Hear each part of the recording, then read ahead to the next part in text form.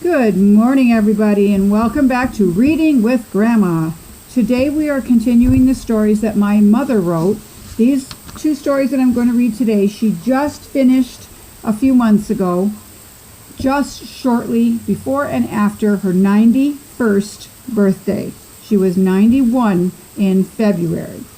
So we're going to start today's adventure off with Tiny Timmy Tiddlemouse. Tiny Timmy Tiddlemouse lived in the attic of a big house on the edge of the field. Sometimes he ventured outside, but most of the time he stayed indoors. He was a brave little mouse, always looking for adventures, and he usually found it. Several times he had some narrow escapes from the house cat while exploring the field outside. Timmy Mouse had everything he needed to live a comfortable life in his attic home, except food. That was a big problem. When he got hungry, he would set off to find something to eat. He was small, so he could scurry along most everywhere without being noticed. This is how he was able to go downstairs and find something to eat when he was hungry. Early one morning, he set off to find his breakfast. He was especially hungry this morning and anxious to find food. He slipped under the attic door and scurried down the stairs into the hall leading to the kitchen. Hugging the wall so as not to be seen, he went right to the kitchen. He heard people talking as he got to the kitchen door. He would really have to be careful not to get caught. He entered the kitchen and stopped, waiting to see if it were safe for him to stay or run back to his home till later. He decided it was safe. He waited. Soon he heard the people leave. Now it was safe for him to start looking for food. He knew his way around the kitchen. It had taken a lot of trips to learn where everything was, but now he knew the places to look for food. He scrambled up to the counter and sniffed around. There were only a few toast crumbs here. He moved to the stovetop. He was in luck. There were a few small scrapes of bacon in a pan. He nibbled away till they were all gone, but he was still hungry. He sniffed around, moving his little head back and forth, trying to pick up a scent of more food. Before long, he smelled something interesting. The smell was coming from the direction of the table. He quickly made his way down to the floor and over to the table. Jumping up onto a low stool, then to the seat of the chair, and then onto the table. Gets quite a workout, this little Timmy. He soon found the source of the smell. His nose hadn't failed him. There on the plate was a small piece of toast, just part of a crust, but to Timmy it was a feast. Grabbing the piece of toast, he made his way back to the floor. He had been in the kitchen for a while and was afraid if someone came back he would be caught, especially being on top of the table. So he decided to carry his treasure back to his home upstairs. Off he scurried back down the hall and up the stairs. Once he was safe in his little home, he scrunched down on his back legs and, holding the toast in his two front paws, munched away. After he got through eating, he curled up in the ball on the soft rug nearby and went sound asleep. He was snoozing away when all of a sudden he heard a noise. It was a noise he hadn't heard before. What was that sound? He couldn't figure it out. But then he heard someone call out, "Arthur, come up here and help me get this attic cleaned up." Now Timmy didn't know what the words meant, but he knew he must hide before someone saw him. It was lucky that he was lying on a gray rug and that he was gray. And it was a good thing he could still move so fast. Soon he heard another voice said, "I'm coming, Mabel. Just hold your horses." Did that mean someone else was coming into his home?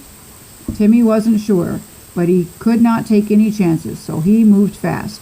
Scurrying into the nearest corner, he thought he was safe, but footsteps came closer and closer to where he was.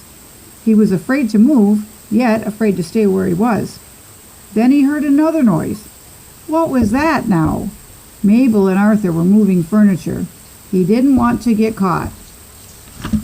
He moved around to another corner while they were busy, and it was a good thing, too. Mabel started sweeping up that part of the attic, while Arthur moved boxes back and forth out of her way.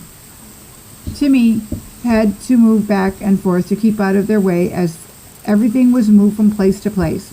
He didn't know how long it went on, but he was getting very tired and was so afraid of being caught that he hardly couldn't think anymore. Finally, the ordeal was over, and Timmy once again settled down on his little gray rug. He was so exhausted that he fell sound asleep the minute he laid his head down. Poor little Timmy had a lot of exercise that day just for the sake of a scrap of toast. Alrighty, we are going to now read Tuttle the Turtle. And if you haven't figured it out yet, my mom likes to write about animals. We've got kitty cat stories and cat stories, dog stories, turtle stories, mice stories, now a turtle. So let's enjoy Tuttle the Turtle. Tuttle walked ever so slowly down the dusty road. He wanted to find a nice shady spot out of the hot sun. As he crossed the path leading to the woods, he thought of his friend, Itsy the Frog. He had not seen him for several days. He would have to go and look for him after he rested for a while out of the hot sun. Tuttle poked his head out a little further out of his shell. He could see a nice shady spot just ahead, a little way into the woods.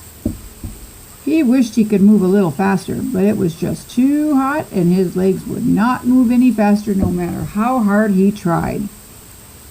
As he inched forward, he saw some of his friends, also hoping to find a shady spot in which to rest from the heat. Inchy the Worm and Fluffy, a young skunk. They talked about how hot it was, hotter than they could ever remember, and that there had been no rain in such a long time. Tuttle asked them if they had seen Itsy, but no one remembered seeing him recently. Then Fluffy said that Tuttle might find Itsy down by the pond. He remembered seeing him down there a few days ago. Tuttle said he would go look for him after he had a nap. He was tired after being in the sun so long, and then his slow trek into the woods. Finally, after what seemed like a long time, but was really just a few minutes, he arrived at his favorite spot. It was dark and cool here. Tuttle settled down for a nap. He pulled his head back into his shell and soon was sound asleep. It didn't seem like he had been asleep very long when he woke up, and right away he thought about Itsy again. Where could he be? Tuttle decided to look near Itsy's favorite spot. Maybe he would find him there. So he set off again, moving along the forest floor inch by inch. As he went along, he looked around carefully, swinging his head slowly left and right, up and down, looking everywhere along the path. Turtle finally came to Itsy's most favorite spot near a fallen log. It was peaceful there. He was still looking when he heard a faint croak. Pushing his head out as far as it would go, he soon spotted his friend perched on a log above him. Itsy had also been looking for a cool spot to rest himself. Tuttle was so glad to see him and know that he was safe. Itsy hopped down off the log and croaked a greeting. Tuttle sighed deeply. "Oh, Itsy, I'm so glad you're safe." Itsy looked at his friend and said, "What did you think happened to me?" "Oh, I don't know. I just hadn't seen you in a day or so and was wondering if you were all right." Tuttle was so relieved. Now he would be able to relax, knowing that his friend was safe. They talked together for a while, then both settled down for a nap, nestled among the damp leaves and pine needles on the forest floor. Sometime later, Tuttle woke up. He was hungry. He looked around for some grubs or some thick leaves he sometimes liked to munch on. Soon he was full and decided to move on down near the water's edge to get a drink. Itsy hopped along, also headed to the water to cool off and to hope for some guppies for his dinner. Everywhere birds chirped greeting to one another. The squirrels and chipmunks chirped as they hopped along, gathering nuts and acorns, some to eat now and some to store away for the winter. As evening came, all the forest animals settled down to relax and enjoy the peace and quiet and the coolness of the forest.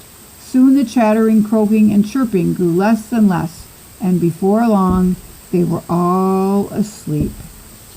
Well, I hope you enjoyed the adventures of Tommy Tiddlemouse and Tuttle the Turtle. Until next, there's a picture. There's what Tuttle looks like. Until the next time, you have a really super great day. And don't forget, every time you open a book and read a story, you go on an adventure. So come join me for the next adventure. Hit the bell to let you know when I'm going on one and join me. And leave a comment as to what kind of books you would like me to read. What age group? Children, preschoolers, kindergartners, high schoolers, whatever, adults. I've got a huge library here of both adult, teens, preteens, and children's books. So just let me know what you'd like to hear, and I will be sure to read it. Have a good day, everybody now. Bye-bye.